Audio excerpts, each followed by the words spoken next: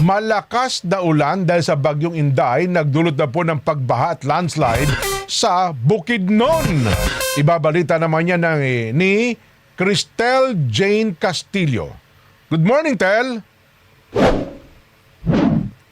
Malakas na ulan dahil sa Super Typhoon Inday nagdulot ng pagbaha at landslide sa Bukidnon.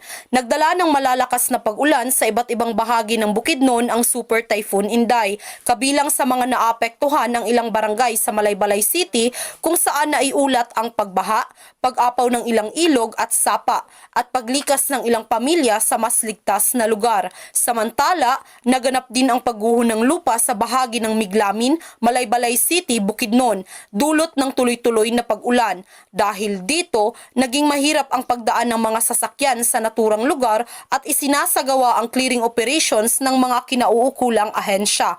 Patuloy namang nakabantay ang mga lokal na pamahalaan at mga disaster response team upang matiyak ang kaligtasan ng mga residente. Pinapayuhan ang publiko na manatiling alerto, makinig sa mga opisyal na anunsyo at umiwas sa mga lugar na may panganib ng pagbaha at landslide habang nagpapatuloy ang masamang panahon. Mula rito sa Bukidnon, ako si Cristel Castillo para sa 100% Balita.